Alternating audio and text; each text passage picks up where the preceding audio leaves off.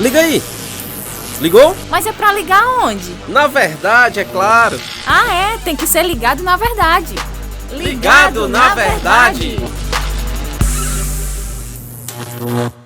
Muito bem, nosso podcast Ligado na Verdade novamente com você, meu amigo Inácio. Vamos compartilhar, né? Compartilhe com seus amigos. É isso aí, vamos compartilhar nosso podcast para muita gente. Pastor Egberto Olegário conosco, pastor da Igreja Cristã Evangélica de Nova Russas. Prazer tê-lo conosco novamente. Olá, João Lucas. Olá, Inácio. É um privilégio estar com vocês aqui para falarmos sobre a palavra de Deus. Ei! Fica ligado na verdade! E o assunto hoje é disciplina eclesiástica. O que é disciplina eclesiástica de acordo com a Bíblia, pastor Egberto? Quando pensamos em disciplina eclesiástica, nós temos que pensar primeiro no caráter de Deus, com o que Deus quer com a disciplina eclesiástica. E nos é dado em Hebreus capítulo 12, pelo autor de Hebreus, uma clareza maior do que é o propósito da disciplina. Ele faz uma correlação entre o tratar de pai com filhos. E qual o propósito da disciplina de um pai com filho? Né? É corrigir. E corrigir não significa exercer juízo. Alguns também acham que quando estamos exercendo a disciplina eclesiástica, nós estamos exercendo um juízo. Não, o juízo, quem exerce é Deus. Nós apenas devemos fazer a prática da disciplina eclesiástica, mas regada dos princípios que ela contém. E um deles é o do amor.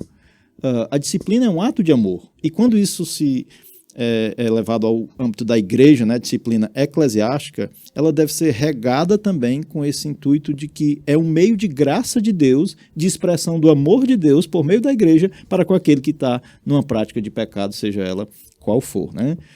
Pensamos às vezes em disciplina eclesiástica só com pecados que são aos olhos humanos mais graves, mas Jesus deu princípios de como tratar a disciplina eclesiástica em Mateus 18, de como exercer a disciplina eclesiástica tratando o pecado. E é desde o início do pecado e qualquer pecado, desde qualquer nível de pecado. Uma mentira é pecado, como também o adultério é pecado e devem ser tratados pela igreja dentro dos passos e dos princípios que Jesus deixou. Mas só para reforçar, a disciplina eclesiástica ela deve carregar o princípio de Hebreus capítulo 12, que Deus ama os seus filhos, então ele disciplina os seus filhos. Ele mesmo, como Deus, exerce disciplina. E uma das maneiras dele disciplinar, que é a ideia de corrigir a pessoa com relação ao seu pecado, é usando a igreja para isso. Pastor, e quais e como são feitos esses passos? Em Mateus capítulo 18, nós vemos pessoa do Senhor Jesus Cristo dizendo que se o teu irmão pecar, e algumas traduções vão trazer a ideia do contra ti, que é a ideia de que não há uma contradição com essa expressão contra ti, ou seja, pecou contra você ou não. Se há uma pessoa em pecado, o que o cristão deve fazer é ir até aquela pessoa. E aí começam os passos de correção. Deus usando cristãos no meio da igreja dele para exercer sua correção na vida das pessoas. Todos nós somos pecadores e todos nós cometemos pecados, mas existe uma diferença entre pecar e viver numa prática de pecado. E se alguém foi pego numa prática de pecado, o cristão que viu, ele deve, e a instrução de Jesus é especificamente essa, de que cada um que foi ou ofendido ou pegou o seu irmão numa prática de um pecado, se o teu irmão pecar, vai até ele. E essas palavras do Senhor Jesus, ela é antecedida de uma parábola que ele conta da ovelha perdida, né? De que se um pastor tem 100 ovelhas e uma vai e se desvia ali do rebanho, ele deixa as 99 e vai atrás da ovelha perdida. A ideia é de que se alguém está se desviando da rota, né? Dali do rebanho, da prática condizente com a vida cristã, essa pessoa deve ser tratada. Versículo 14, que é o versículo que antecede a maneira de tratar detalhadamente os passos da disciplina eclesiástica, ele diz: assim, pois, não é da vontade de Deus, o vosso Pai Celeste, que pereça nenhum desses pequeninos. Então, a disciplina tem essa ideia de que a pessoa seja tratada para que ela não se perca, para que ela não ande fora da vontade de Deus. Então, o primeiro passo é esse, cada cristão deveria tratar o pecado. Isso é a ideia de corrigir. Ainda não entramos na disciplina eclesiástica, mas nós já estamos entrando na prática da correção de pecados. Aí a ideia é, e se essa pessoa não ouvir o irmão? Se ela não está arrependida? Porque o propósito é esse, é levar a pessoa ao arrependimento. O tratar o pecado que Jesus traz para para a sua igreja as instruções, é para que essa seja corrigida, para que essa se arrependa do seu pecado. Se ali houve êxito, pronto, está resolvido. Mas há a possibilidade também da pessoa não se arrepender e da pessoa não reconhecer o seu pecado. Aí Jesus diz para levar 2 ou 3 testemunhas com ela. E qual é o propósito dessa conversa, desse tratar o pecado? Continua sendo ganhar o irmão. O problema é que algumas pessoas, né, já, eu vou estar entre aspas, compartilham com outras até antes de ir até aquela pessoa. Já diz, o irmão está cometendo tal pecado, aí compartilha com alguns antes de conversar com a pessoa. Aí tá errado, né? Acaba se tornando que a pessoa que ao fazer isso, você está cometendo outro pecado. A intenção pode até ser mais ou menos boa, mas olha, assim, por exemplo, você está meio inseguro de conversar com alguém que está em pecado, chega para outra pessoa e pede, olha, fulano, tem um caso, não dê detalhes, não fale quem é, não fale o pecado, só peça que a pessoa ore por você e por esse caso específico. Deus vai agir. E algo que a gente tem que colocar em todo esse processo, que deve haver, desde esse primeiro momento até o último, é o amor. Você não vai chegar lá com uma tora de pau na mão e falar assim, olha, você é um pecador. Não é assim, exponha o pecado, fale e mostre biblicamente, aí vai seguindo. Agora, uma grande questão baile. do que o Inácio falou é falar biblicamente, ou seja, você tem que saber qual é o texto bíblico que aquela pessoa está infringindo. Se você não conhece, você deve procurar. Se eu vi uma pessoa bebendo, uma pessoa mentindo, você Será tem que... que isso é pecado? Você se pergunta isso, né? Aí perfeito. E como eu trato? Você trata, não é você que está contra o ato da pessoa, é que o ato dela não está em conformidade com a palavra de Deus. E é por isso que a autoridade, na hora de exercer a disciplina, é a palavra de Deus. É você mostrar qual o pecado daquela pessoa. Exatamente. E ser muito específico. É muito bom até quando você vai confrontar um pecado, você lê o texto primeiro para depois dizer... Aqui, irmão, eu estou tratando com você baseado nesse texto. Aí ele vai ver que não é uma coisa pessoal sua com ela, Exatamente. né? E o objetivo sempre, para não esquecer as palavras de Jesus, se ele te ouvir, ganhaste o teu irmão. O propósito é esse. Aí é acabou a situação. Mas tem a possibilidade dele Pois não ouvir. e aí, pastor? Aí chama 2 ou 3, né? Jesus fala aí como é que é feito isso. Isso. Aí sim a pessoa pode partilhar com mais pessoas. Para quê? Para tratar o pecado, lembrando do objetivo. Faz uma publicação no Facebook, pastor? Não, de maneira nenhuma. Ele deve procurar pessoas maduras, talvez pessoas da liderança da igreja, para ir ter com ele juntos para tratarem o pecado, com o objetivo de ganhar o irmão. E aí confrontar novamente e conclamar a pessoa ao arrependimento. E se ela ouvir, também a conversa se encerra ali, a pessoa está sendo tratada, mas tem a outra possibilidade dela não atender também a essas pessoas que devem exercer esse ato de amor, de confrontá-la contra o pecado. Assim, um achismo meu. Acredito que quando a pessoa comete um pecado como um deslize, digamos assim, eu acredito que essa pessoa ela não vai ter problemas em ouvir em um primeiro momento.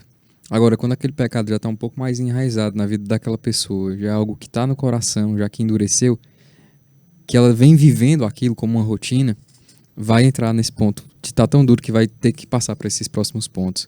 Perfeito. E isso é o que fala da dureza de coração da pessoa em relação ao pecado. Ela está numa prática de pecado e ela não está querendo abandonar o pecado. E aí a gente pensa assim, não, é a igreja que vai dando os passos. Na verdade, eu creio que é a pessoa que vai fazendo com que os passos sejam dados. E não é um pastor, não é a liderança, é a igreja que vai fazendo isso.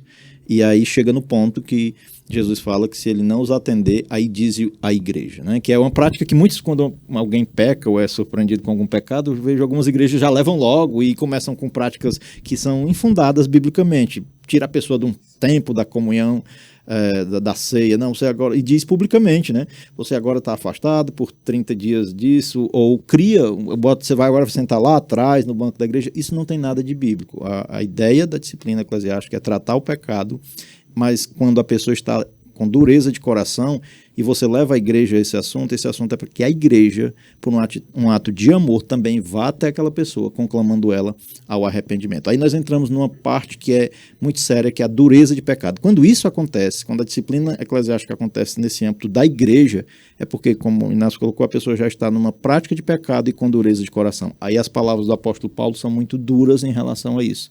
Quando algo se torna tratado no âmbito da igreja. Ele, em 1 Coríntios capítulo 5, né, ele vai falar de um ato de uma pessoa que estava tendo relações íntimas com a madrasta, com a esposa do pai, que não era a mãe dele, mas que com certeza ali era a madrasta. E as palavras do apóstolo Paulo, elas são bem incisivas de que deveria ser retirado do meio a pessoa que está cometendo essas práticas, né, de que eles, no capítulo 5, quando ele vai concluir esse assunto, as palavras dele é expulsai do vosso meio, porque ele considera isso como um fermento que vai contaminando a igreja. Então, uma igreja que o pecado é tratado nesses parâmetros, com esses princípios de amor, de correção, mas também com essa seriedade, essa igreja ela vai caminhando para uma convivência sadia entre irmãos. Quando isso é perdido, essa igreja vai ficar doente, e isso é muito... acontece muitas vezes silenciosamente, porque como um fermento vai fermentando ali toda a massa, e as pessoas vão olhando e vendo, e por fulano faz isso e ninguém faz nada, e os líderes estão fazendo isso num pecado e ninguém faz nada, e isso vai contaminando a igreja, e a igreja deve sempre tratar com muita seriedade essa questão do pecado, especialmente quando os passos vão se avançando pela dureza de coração. A palavra de Deus é muito incisiva, de que a igreja tem autoridade para excluir essa pessoa do hall de membros dessa igreja, e as palavras de Paulo, para termos só uma noção da dureza, ele é entregue a Satanás. E curioso, né? Não é porque não é nem crente, ele diz assim, entregue a Satanás. Se for um crente, o corpo vai perecer, mas para que a alma seja salva, Satanás vai exercer, é um instrumento na mão de Deus para o juízo dele contra a dureza de coração daquela pessoa. Consequências, né? E o próprio Senhor Jesus vai falar, trate-o como um pagão, um gentil ou um publicano. Eu gosto de pegar essa expressão, né? Tratar como? Se é ou não um cristão, não cabe a nós, mas ele está agindo como um não cristão e deve ser tratado como um. Né? Parece que lendo Mateus 18, as coisas são bem assim, bem fáceis de se aplicar aos passos. Ela é a maneira que Jesus deixou para tratar, mas ainda há uma variação. Às vezes há pessoas que cometem pecados públicos, de que não dá para um ou outro ir lá tratar, é um conhecimento público, tem só que se verificar a veracidade dos fatos e tudo, ir lá, mas alguém tem que ir tratar diretamente com essa pessoa, dentro dos mesmos princípios. Vai depender muito de como o coração dessa pessoa está, se foi uma queda no pecado, ou se ele está numa prática de pecado e, consequentemente, essa dureza de coração vai levá-lo a esse ponto que nós estamos falando aqui. E ainda existe uma outra questão, que às vezes pecado de líderes, né? E 1 Timóteo também fala que nesse caso, dos líderes, ele deve ser repreendido na presença de todos, para que os demais temam, pela questão da responsabilidade que há sobre os líderes da igreja. Então, a igreja deve cuidar dessa área da disciplina com muito zelo, para o bem da própria igreja e para a glória de Deus em primeiro lugar. Então, assim, há uma diferença, né, entre você pecar, porque nós pecamos todos os dias, temos que nos arrepender, e a prática, né, constante do pecado, onde a pessoa escolhe viver naquilo, né? Isso, e próprio apóstolo João, na sua primeira epístola, ele faz esse tratar da situação. Uma coisa é pecar, né?